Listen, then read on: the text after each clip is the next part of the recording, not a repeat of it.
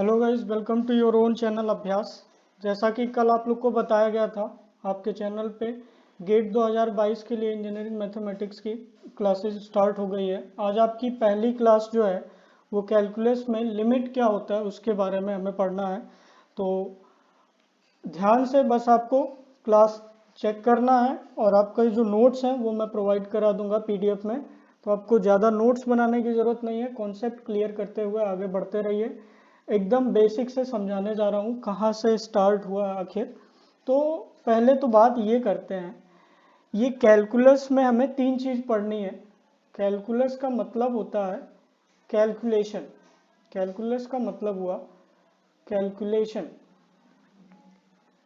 Calculation word से divide हुआ है।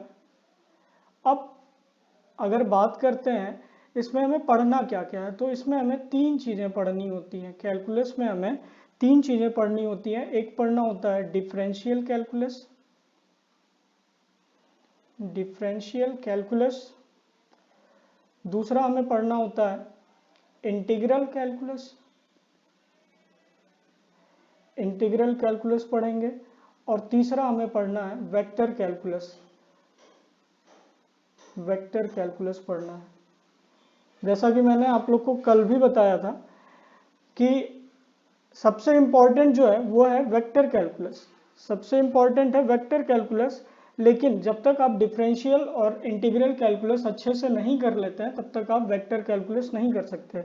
अगर हम लोग बात करें गेट एग्जाम की, तो हर साल एटलीस्ट एक क्वेश्चन तो जरूर आता है, कम से कम एक क्वेश्चन। आप कह रहोगे कि अरे एक क्वेश्चन से क्या होता है, तो जितना बड़ा एग्जाम है उसमें एक क्वेश्चन का क्या मतलब होता है, जब आप एग्जाम देंगे तब आपको समझ में आएगा कि एक को कम से कम की बात कर रहा हूँ, फिक्स है एक क्वेश्चन तो आना ही आना है। उससे ज़्यादा आ सकता है, दो आ सकता है, तीन आ सकता है। तो अब डिफरेंशियल कैलकुलस में हमें क्या पढ़ना है। जैसा आपने नाम सुना होगा, आता है तो अच्छी बात है, नहीं आता तो कोई बात नहीं, आ जाएगा, सब कुछ बताया जाएगा। ऐसा नहीं सोचना हमको नहीं आता है तो हम क्या करेंगे, ये कैसा बड़ा बड़ा नाम है, उससे आपको नहीं सोचना है। जैसे मैक्सिमा आपने नाम सुना होगा, मैक्सिमा क्या होता है, मिनिमा क्या होता है, और आपने नाम सुना होगा कॉन्टिन्यूटी की बात, ठीक है, डिफरेंशिएबिलिटी की बात। ये सारी चीज़ें जो होती हैं वो हम पढ़ते हैं डिफरेंशियल कैलकुलस में। ये चीज़ें आपको पढ़नी होंगी डिफरेंशियल कैलकुलस में। तो अब बात आती है इंटीग्रल कैलकुलस में क्या पढ़ते हैं, ये हमें पढ़ना है डिफरेंशियल कैलकुलस में।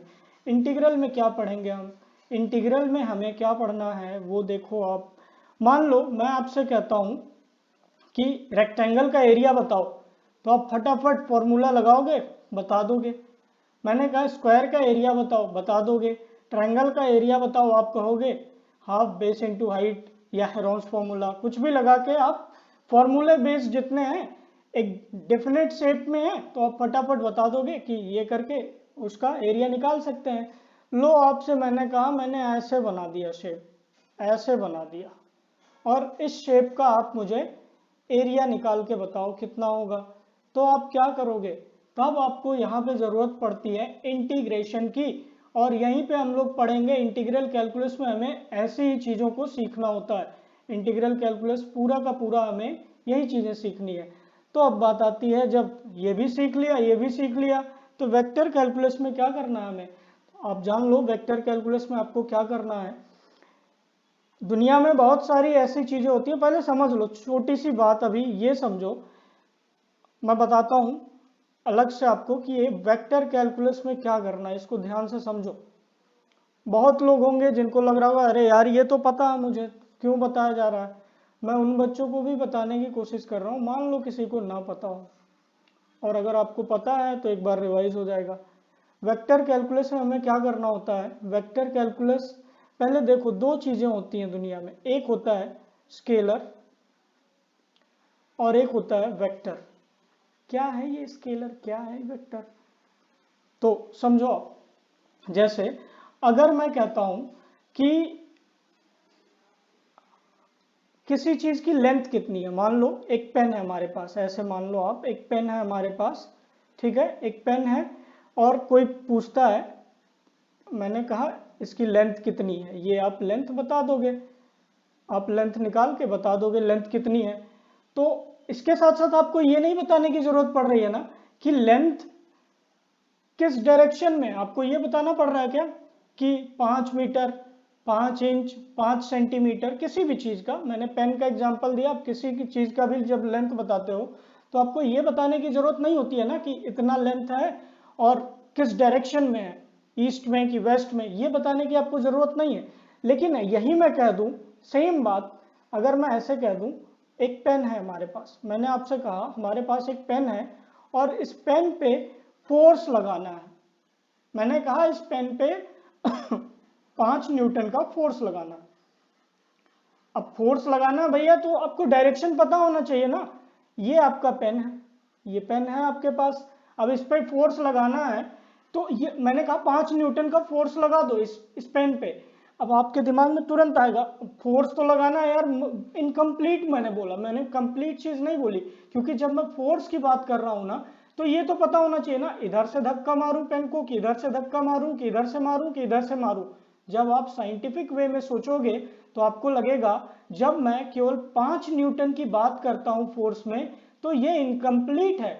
अगर मैं यही कहता 5 न्यूटन राइट डायरेक्शन में, अगर मैं आपसे कहता कि 5 न्यूटन का फोर्स लगाओ आप राइट डायरेक्शन में, ईस्ट में, वेस्ट में, कुछ भी बोलता, आपको डायरेक्शन भी बता देता, तो आप जान जाते हैं हमको 5 न्यूटन का फोर्स लगाना है और फटाफट आओगे यहाँ पे, इधर से जहां से कहा गया होगा उधर से फोर्स लगा लोगे।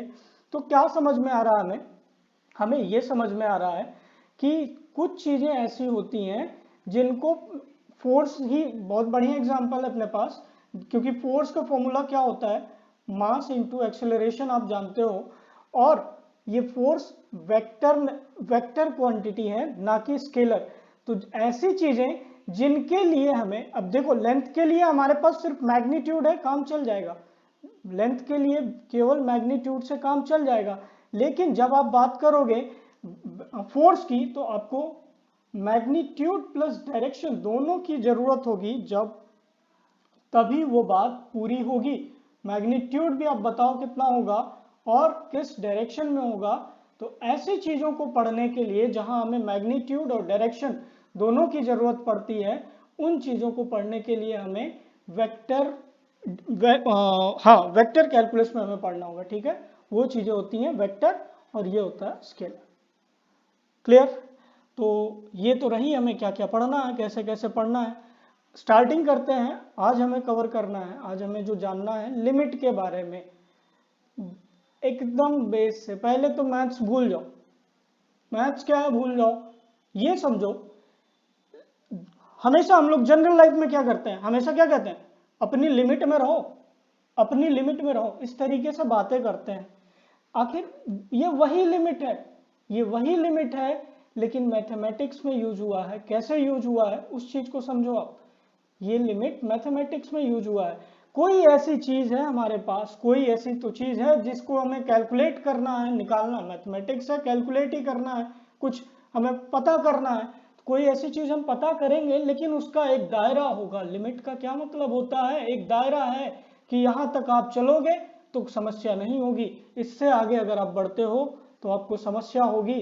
तो उसी चीज को लिमिट कहते हैं। अब जरा समझो, ये तो कह दिया। अब मैथमेटिक्स में हम लोग हमेशा से डेफिनेशन क्या पढ़ते आए लिमिट की, limit x tends to a f of x is equals to l when, कब होता है ये, जब limit x tends to a minus f of x is equals to limit x tends to a plus f of x is equals to L. हाँ, एक बात clear, अगर कोई भी यहाँ चीज समझ में नहीं आ रही होगी ये क्या लिखा जा रहा है, जिसके लिए नया होगा तो उसको परेशान होने की जरूरत नहीं है, फोटो देख के डरने की जरूरत नहीं है। समझाता हूँ क्या होता है, आता है तो अच्छी बात है, जिसको नहीं आता है मैं उसके लिए बात कर रहा हूँ।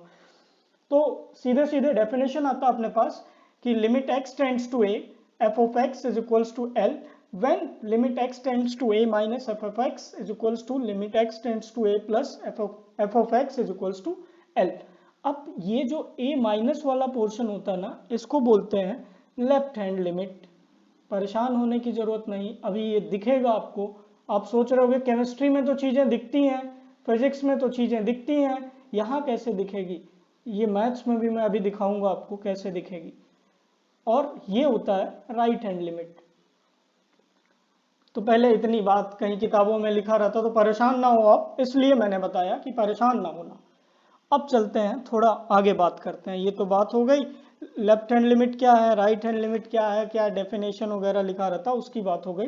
मैं आपको सीधे से एक बात समझाता हूँ। मान लो हमारे पास कोई ऐसा पॉइंट है f x is equals to, अगर दिया हुआ है फंक्शन दिया हुआ है एक f x is equals to x square minus 9 divided by x minus 3।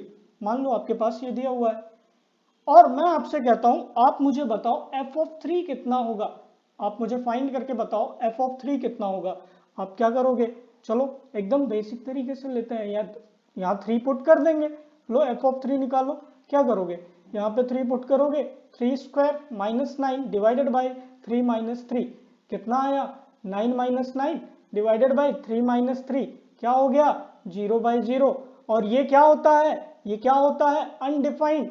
ये डिफाइंड नहीं है, ये निकाल ही नहीं सकते। ऐसा मत कह देना 0 बाई 0 है तो 0 होगा, नहीं होगा 0। कैसे? मैं समझा देता हूं, आता है जिसको अच्छी बात है, जिसको नहीं आता उसके लिए समझो क्या है एक्चुअल में ये 0 बाई 0 की वैल्यू कैसे निकालना है। एकदम बच्चों की तरह सोचो चीजों को, ऐसे मत सोचो कि बहुत बड़ा मैथ्स है। ऐसे सोचो इस 0 बाई 0 को कैसे फाइंड करें। एक्चुअल में क्या है? 0 को 0 से डिवाइड करना है। क्या करते हैं हम लोग? टेबल पढ़ते हैं ना, 0 का टेबल अगर एक बार पढ़ेंगे 0 1 जा तब भी 0 आएगा, 0 2 जा तब भी 0 आएगा, 0 3 जा तब भी 0 आएगा। कोई भी नंबर ले लो, 0 का कोई भी मल्टीपल ले लोगे तो तब भी 0 आ जाएगा। तो भैया अब कौन सी वैल्यू है? सब आंसर है और कोई भी आंसर नहीं है, तो हम क्या कह देंगे? इसीलिए हम कह रहे हैं इसको अनडिफाइंड, ना कि 0। क्लियर हुई बात? तो ये तो हो गया अपना अनडिफाइंड, ये बात हुई अनडिफाइंड की। लेकिन मैं कह रहा हूं भले ही ये फंक्शन अनडिफाइंड है, ये फंक्शन अनडिफाइंड है, तब भी हम इसकी वैल्यू निकालेंगे। और उसी को निकालने के लिए हम लिमिट पढ़ते हैं। कैसे पढ़ते हैं? लिमिट का मतलब और क्या होता है? अब मैथमेटिक्स में लिमिट का मतलब होता है अप्रोच। ठीक है, कहीं पे पहुंचना, किसी जगह पे पहुंचना, वो भी लिमिट है, खाली दायरा ही नहीं होता। कैसे? अब हमने कहा कि फंक्शन की वैल्यू, इस फंक्शन की वैल्यू एफ ऑफ 3 निकल ही नहीं सकती, अनडिफाइंड है। लेकिन अनडिफाइंड है तब भी हम निकालेंगे, और उसी को निकालने के लिए हम लोग लिमिट पढ़ते हैं। तो पहले इतनी बात क्लियर होनी चाहिए, लिमिट पढ़ते क्यों हैं। किसी भी अनडिफाइंड फंक्शन की वैल्यू निकालने के लिए हम लिमिट पढ़ते हैं। तो चलो अब आप कहोगे कैसे निकालोगे इसकी वैल्यू, चलो निकालते हैं। फंक्शन नोट करते हैं। फंक्शन क्या हमारे पास? यही था f of x, f of x is equals to x square minus 9 divided by x minus 3। यही है आपके पास। चलो लिमिट की तरह इसको निकालते हैं। इसको ऐसे कर लेते हैं, लिमिट x टेंड्स टू 3, इसको कर लेते हैं limit x tends to 3 x square minus 9 divided by x minus 3 is equals to, तो अब क्या होगा? यहाँ पे आ जाएगा लिमिट x टेंड्स टू 3, और इसको ओपन करोगे आप। क्लियर है ना? इसका मतलब क्या हुआ? हालांकि बहुत छोटी सी बात है, फिर भी बता देता हूँ। इसको क्या लिख देंगे? एक्स स्क्वायर माइनस 3 स्क्वायर, ए स्क्वायर माइनस बी स्क्वायर के फॉर्मूले पे इसको ओपन करेंगे तो यहाँ पे आ जाएगा x माइनस 3, और यहाँ पे आ जाएगा x प्लस 3, और नीचे पहले से x माइनस 3 था, x माइनस 3 से x माइनस 3 कट जाएगा, तो बचेगा क्या आपके पास? बचा क्या? x प्लस 3, और आपके x की वैल्यू कितनी है? वैल्यू कितनी है x की? x की वैल्यू है 3, x की वैल्यू है 3, तो यहाँ पुट कर दो 3 प्लस 3 इज इक्वल्स टू 6। तो आप कहोगे आपके लिमिट की वैल्यू निकल सकती है। लिमिट कितना आ गया? Limit x tends to 3 f of x is equals to 6। ये आपने निकाल लिया। अभी तक ये फंक्शन अनडिफाइंड था, फंक्शन अभी भी अनडिफाइंड है, लेकिन आपने लिमिट निकाल लिया। आ गई बात समझ में? अब जरा बात करते हैं, अभी पीछे तो हम बड़ी बड़ी बातें कर रहे थे, वो लेफ्ट हैंड लिमिट क्या होता है, राइट हैंड लिमिट क्या होता है। तो समझ लो आप लेफ्ट हैंड लिमिट क्या होता है और राइट हैंड लिमिट क्या होता है। ये तो कैलकुलेट करने का तरीका है, कैसे निकालते हैं। एक्चुअल में वो कॉन्सेप्ट को पकड़ो आप, अगर कॉन्सेप्ट क्लियर नहीं हुआ तो क्वेश्चन करने से कुछ नहीं होगा। चलो समझो। अब अगर बात करते हैं हम नेक्स्ट, ठीक है, मान लो ऐसे मानते हैं, एक सेकेंड, आप मान लो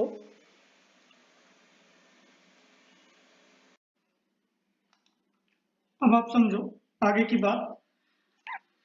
ये अपना फंक्शन था f x is equals to, sorry एक सेकेंड, हाँ, अपना फंक्शन था f x is equals to x square minus 9 divided by x minus 3, ये था। और हम लोग लिमिट निकाल लेते x tends to 3 f of x, ये निकाल लेते हम लोग। तो ये वैल्यू हमारी आई थी 6, ये आई थी।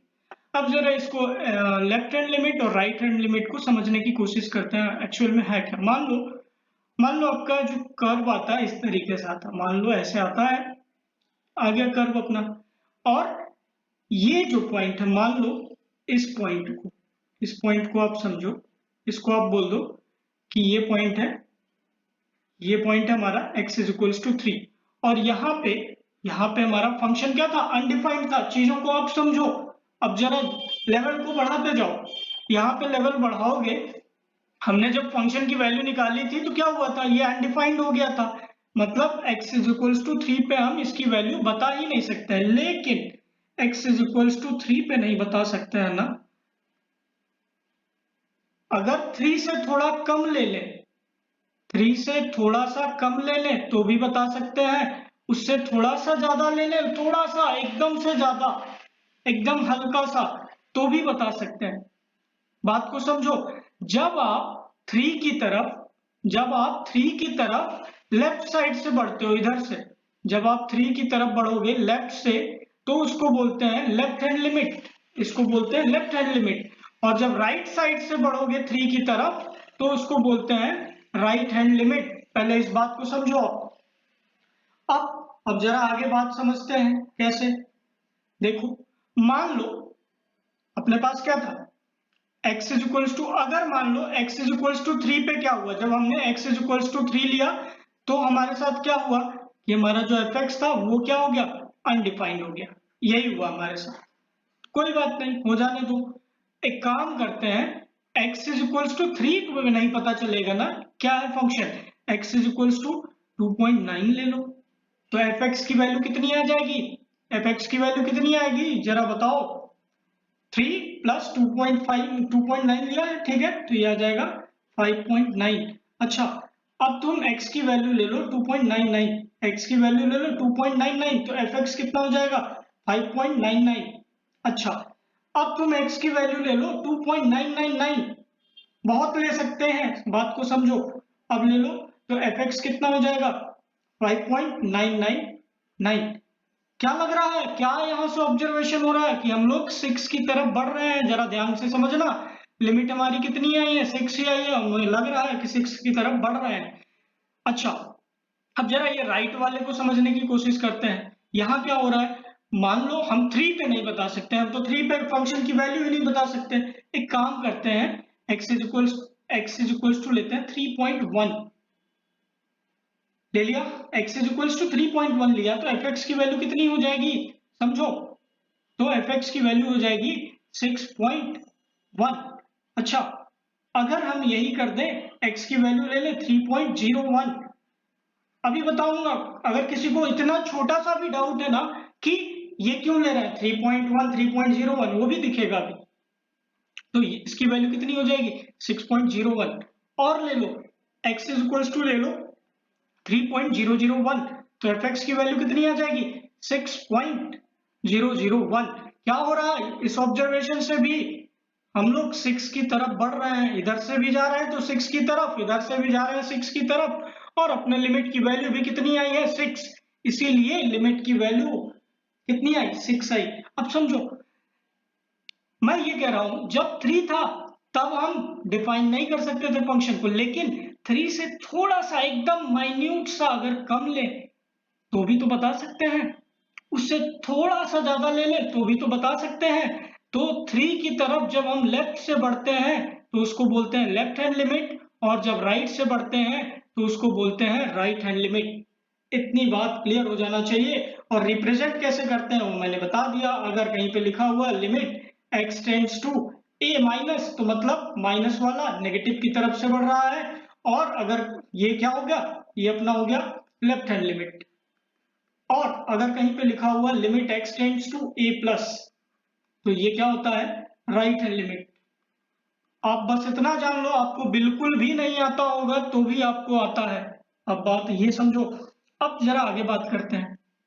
अगर आप देखोगे यहाँ पे तो क्या हो रहा था, नंबर लाइन पे जरा समझने की कोशिश करते हैं, ठीक है। मान लो ये नंबर लाइन था, अब समझो, यहाँ पे समझो, और यहाँ पे हमारा 3 था, यहाँ पे हमारा 3 था। तो हम इधर से बढ़ रहे हैं, ठीक है, इधर से बढ़ रहे हैं और एक बार इधर से बढ़ेंगे, या तो इधर से बढ़े या तो इधर से बढ़े। जब हम इधर से बढ़ेंगे, लेफ्ट से बढ़ेंगे, तो एक बार 2.9 लिया था, फिर 2.99 ऐसे लेके गया, तो 3 की तरफ बढ़ रहे हैं, जिसपे हमें वैल्यू को बताना था, जिसपे हमें फंक्शन को डिफाइन करना था, उस पे तो डिफाइन हो नहीं रहा। 3 दिया हुआ था, उस पे डिफाइन हो नहीं रहा, लेकिन उसके करीब जाते जाते उसको डिफाइन करने की कोशिश कर रहा है। तो इधर से करेंगे तो लेफ्ट हैंड लिमिट, और राइट से करेंगे तो राइट हैंड लिमिट। बस इतनी बात थी, ये कहानी खत्म होती है लेफ्ट हैंड लिमिट और राइट हैंड लिमिट की। अब जरा एक इंपॉर्टेंट बात, फंक्शन क्या था हमारे पास,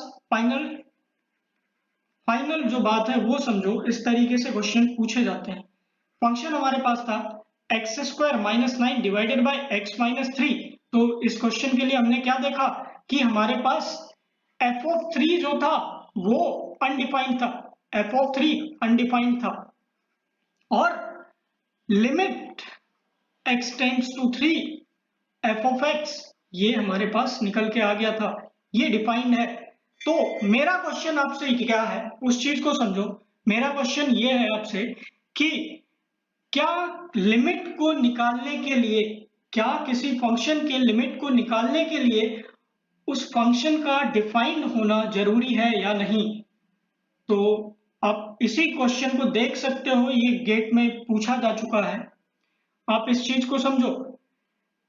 तो आपको ये समझ में आ रहा होगा, इस क्वेश्चन को अगर हम लोग देखें तो हमारा क्या फंक्शन अनडिफाइंड है, फंक्शन अनडिफाइंड है, लेकिन उसकी लिमिट हम लोग निकाल चुके हैं, लिमिट हमारा आया था 6। तो इतनी बात आज के लिए क्लियर कि नोट्स अभी आपको मैं प्रोवाइड करा दूंगा, मैं लिंक डिस्क्रिप्शन में डाल दूंगा, और बाकी की बातें हम लोग नेक्स्ट क्लास में लेके चलेंगे। Thank you.